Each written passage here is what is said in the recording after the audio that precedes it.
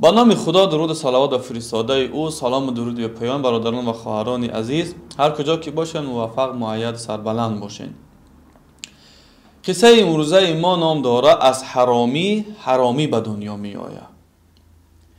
در زمانهای پیش در یکی از قبیله های بزرگ عرب یک قبیله زندگی میکردن که خیلی زیرک و دانا بودن.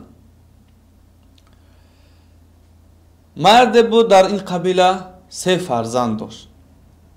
پسر اولیش نام گذاشته بود عبدالله، پسر دویمگیش نام گذاشته بود عبدالله و باز هم پسر سومگیش نام مانده بود عبدالله. یعنی هر 3 پسرها را عبدالله نام کرده بود. مهم، پدر پیش از وفاتش نصیحت میکنه یا وصیت خودش میگذاره. همین میگه که عبدالله از پدر میراث میبره و عبدالله میراث نمیبره و عبدالله میراث میبره. یعنی این 3 یکی اینا میراث نمیبرن و وفات میکنن. این 3 برادر با هم میشینن میگن اونه که میراث نمیبره کی است؟ خب فکر میکنن، مصلحت میکنن، هیچ به یک خلاصه ای نمیوین. بعد میفهمن که در یک منطقه دیگر نزدیک اونا یک قاضی هست که خیلی داناست و خیلی قاضی عادل است، با عدل بین مردم قضاوت میکنه. میروند نزد او. پیش از اونه که در نزد او برسن، در راه به یک مرد وا میخورن. او مرد بسیار سراسیمه یک چیز گویا میکفت. این 3 برادر سوال میکنن که برادری عرب چی را میکوی؟ میگه شطور ما گم کردم، شطور ما میکوم. شما ندیدین؟ عبدالله یکم میگه شطور دمش کلته بود، یعنی که دمش بریده بود. بادیانشین خرسند میشه میگه بله. عبدالله دوم میگه شطور تو چلاق بود؟ میگه بله.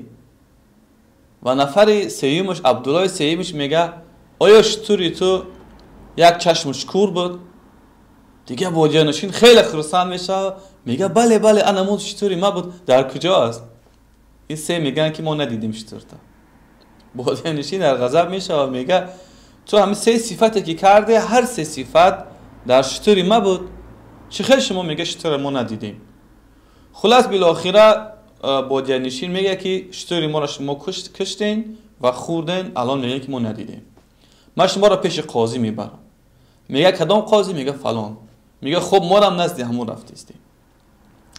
هر 3 برادرها میرن نزد قاضی. بادیانشین قصه را میکنه که چی به او رخ داد. قاضی میگه به عبدالله یکم که وقتی که شما شطور را نگرفته باشین، تو از کجا میدانی که دم شطور کلته است، یعنی بریده است؟ میگه چون که در اوجا میگه من دیدم که وقتی که اخلاط کرده شطور همش یعنی دستن. عادتا شطور وقتی که اخلاط میکنه با دمش میزنه، تیتشان میکنه. اما این را دیدم که اخلاطاش یعنی امی کلولان بگیم. نفر دیمه سوال میکنه که برای چی تو گفته که پاش چلاق است وقتی که شطور ندیدی؟ میگه وقتی که من همون پای شطور را نگاه میکردم، یک جاهاش در پای شطور خوب نمایان بود، در طرف دیگر نمایانی خوب نبود. از اون معلوم بود که یا او چلاق بود یا مشکلی در پاهاش داشت. عبدالله سیمه میگه تو از کجا دانستی که شطور کوره؟ میگه همون علفایی که در منطقه بودن من نگاه کردم که فقط از یک طرفش خوردگی هم، طرف دیگهش موندگی. برای همین گفتم که این شطور کوره. بعد قاضی میگه که با بادیانشین این 3 برادر شطوری تر ندیدگی هم. با تو جواب. بعد قاضی میگه با شما چی چیزی است؟ برای چی نزد ما آمدی؟ 3 برادر قصه را میکنن، میگن پدر ما پیش از وفاتش گفت که عبدالله میراث میبره، عبدالله میراث نمیبره و عبدالله میراث میبره. ما نمیدونیم کدام ما از ما باید میراث نبریم از پدر. قاضی حیران میشه، میگه هر 3 عبدالله نام داریم؟ میگه بله هر 3 عبدالله نام داریم. میگه برای ما یک شب وقت بده ما فکر کنم. کو چیز برای شما انا گفته بتونم. میگه برای در یک خانه انا شما شب مهمانی ما بشین. وقتی که میروان یک خانه در میدروین، قاضی با خدمتگارش میگه که برای اونا خوراک بر. بعد گوشت میبرن با همراه این قنان. قاضی میگه بعد کم کم میگه اونا رو نظارت که گوش کن که اونا چی میگن بین یکدیگر. وقتی که تمام میارن میمونن، هر سه برادران میگن که احتیاط بکنه که جاسوسی هست که ما را گوش میکنه و میبینه. عبدالله یکم میگه این گوشت سگه، نخری از این. عبدالله دویم میگه این نانه که پختگیان زنه که پختگیشه که حامیله 9 ماهه. عبدالله سیوم میگه قاضی که حال ما را قاضیگی میکنه حرامیه، یعنی ولد زیناه، از طریق غیر مشروع به دنیا آمدگی. خدمتگار قاضی در آمیره و در قاضی خبر میرسانه. قاضی حیران میشود، هر سه اینا را فریاد میکنه. عبدالله یکم میگه تو از کجا فهمیدی که این گوشتی سگه؟ عبدالله یکم میگه چون که گوشتی گوسفند از هر حیوانایی که حلال هستن، اونا چی هستن؟ اول روغن است، یا روغن در همه جاش دیده میشود، بعد گوشت، بعد استخوان. اما از سگ اول استخوان است، روغن است، بعد در بالای روغن گوشت است. از همین فهمیدیم گوشت سگ است. در رو قصاب فریاد میکنن، میگن آیا همین گوشت سگ بود؟ بسیار که فشار بالای او میارن، میگه بله. وقتی غذا تیار کنی بود چیز پیدا نکردم، یک سگ دیدم کشتم، برای اینا غذا تیار کردم. عبدالله دویم میگه تو از کجا فهمیدی که این نانی که از پیش ما آوردن زنکی کردگیه که 9 ماهه حامیله؟ عبدالله دویم میگه چون که من دیدم که وقت نان از یک طرفش دم کردگی، یک طرف دیگهش ملایم مثلا راست است، تنک کردگی. این را کار میکنه، زنکی میکنه که حامیله است، شکمش کلان است، از همون طرفی که طرف شکمشه همون را نمیبینه. برای همین نان پخته شد و این نان گفتم که زنکی 9 ماهه حامیله ای کار کرده است. بعد میرن میگن نانپز فریاد کنی، میرن میبینن که واقعا زنی نانپز 9 ماه حامیله است. بعد سیما میپرسن که تو گفتی که قاضی فرزند حرامی های، یعنی ولد زینا های، توی را از کجا فهمیدی؟